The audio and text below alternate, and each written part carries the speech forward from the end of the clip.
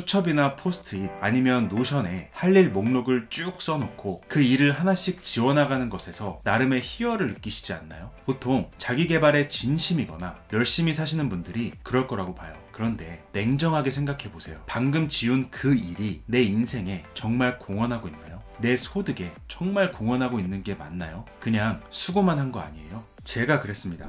안녕하세요, 멘탈코치 이너게임입니다. 제가 회사 다닐 때 회장님으로부터 떨어진 키워드가 있습니다. 수고하지 말고 공헌하라. 이게 무슨 말이냐? 10년 전에 회장님 비서분이 회장님한테 마곡에 있는 땅을 사야 한다고 말했대요. 어디서 정보를 들은 거죠? 처음에 회장님은 별 관심이 없으셨나봐요.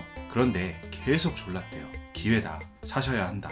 회장님이 결국 비서분에게 설득당해서 마곡에 있는 땅을 국가로부터 매입했는데요. 현재 그 땅의 시세 차익이 몇백억이 된다고 합니다. 이 비서분 수고했나요? 아니죠.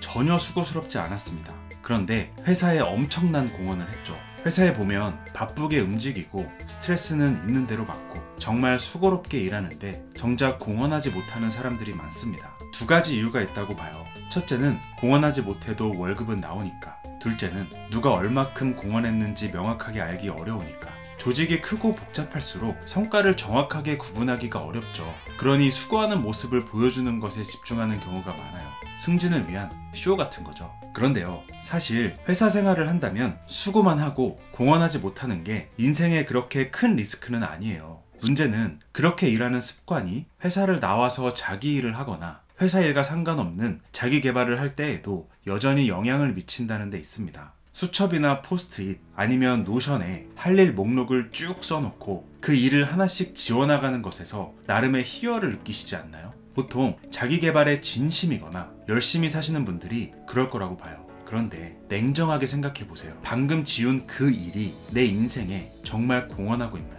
내 소득에 정말 공헌하고 있는 게 맞나요? 그냥 수고만 한 거 아니에요? 제가 그랬습니다. 퇴사하고 1년 가까이 제 일을 하면서 미친 듯이 수고만 했어요. 회사 생활을 너무 오래 해서 공헌값을 제대로 따지지 않는 습관이 저한테도 있었나 봐요. 분명 처음에는 의도를 가지고 시작했던 일들이 제 코칭 사업에 아무런 공헌을 하지 못하고 있음에도 습관처럼 그 일을 계속 한 거예요. 매일매일 할 일 목록에 그 일을 올리고 그 일을 쳐내고 목록에서 지우고 그렇게 매일 열심히 일한다는 만족감으로 1년을 보냈습니다. 정말 수고로웠지만 그렇다 할 수입을 창출하지 못했어요. 처절하게 피드백했고요. 그 뒤로는 일을 대하는 방식이 많이 바뀌었습니다. 당연히 수입도 개선됐고요. 제가 공헌하지 못하고 수고만 하는 패턴을 몇 가지 발견했는데요. 혹시 여러분도 해당되는 게 있는지 꼭 체크해 보셨으면 좋겠습니다. 첫째, 지워나가기 쉬운 일들로만 할 일 목록을 채운다. 큰 문제를 돌파하기보다는 작은 문제를 여러 개 해결하려고 하는 거죠. 심지어 할 일 목록에 내 수입과 전혀 상관없는, 내 수입에 전혀 공헌하지 못하는 청소하기라든지 손톱깎기라든지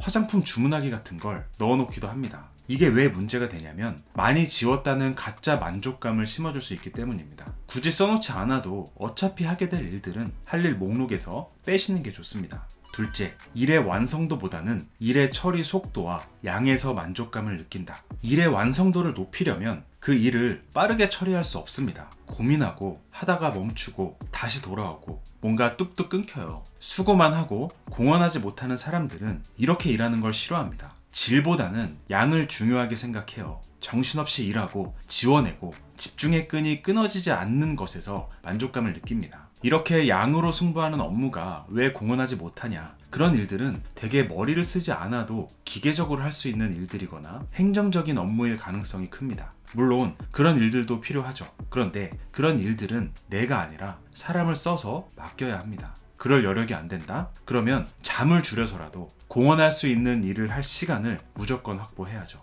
정말 큰 공헌은 고민하고 하다가 돌아오고 멈추고 뚝뚝 끊기고 그럼에도 불구하고 계속 나아가면서 남들이 하지 못하는 영역을 했을 때 그때 만들어집니다. 셋째, 효과가 없음을 알았음에도 내려놓거나 다르게 할 생각을 하지 않는다. 공헌하지 못함을 알았음에도 내려놓지 않아요. 새로운 시도를 하거나 뭔가 개선해야 하는데 그렇게 하기가 너무 귀찮은 거죠. 그렇다고 아무것도 안 할 수는 없어서 공헌하지 못하는 일들로 할 일 목록을 계속 채우고 지워나가요. 가짜 만족감으로 자신을 속이는 거죠. 제 영상을 보시는 분들은 열심히 일하는 이미지를 포기하지 못하는 분들이 많을 거라고 봐요. 그런 분들일수록 이 가짜 만족감을 주의하셔야 합니다. 어떠한 일이 내 수입에 공헌하지 못하고 있음을 깨닫는다면 바로 중단하고 새로운 시도를 하거나 다르게 시도해 봐야 합니다. 자, 여기까지 보신 분들께 정말 중요한 얘기를 하나 해드리고 영상 마치겠습니다. 어떠한 일이 A와 B에게 정말 큰 공헌을 할 수 있는 일이라고 해보겠습니다. A는 그 일을 해내기가 어렵습니다. 반면에 B는 전혀 수고롭지 않게 그 일을 해낼 수 있어요. 이 차이는 재능과 강점에서 옵니다. B는 그 일에 대한 강점을 가지고 있고 A는 그 일에 대한 강점이 없는 거죠. B는 수고하지 않고 부자가 될 것이고 A는 엄청난 수고를 하고도 부자가 되지 못합니다. 자기의 강점에 맞는 일을 하는 것이 최선이고요. 강점에 맞지 않는 일이라면 그 일을 내 강점에 맞는 방식으로 하는 게 차선입니다. 어떻게 강점 영역을 찾을 수 있을까요? 또 내 강점에 맞는 방식은 어떻게 알 수 있을까요? 저는 그 일을 돕고 있는 코치입니다. 8년 동안 1000명이 넘는 사람들을 도왔습니다. 아래 고정 댓글에 링크를 달아놓겠습니다. 상세 페이지를 읽어보시고 연이 되시는 분들은 코칭으로 뵙겠습니다. 감사합니다. 이너게임이었습니다.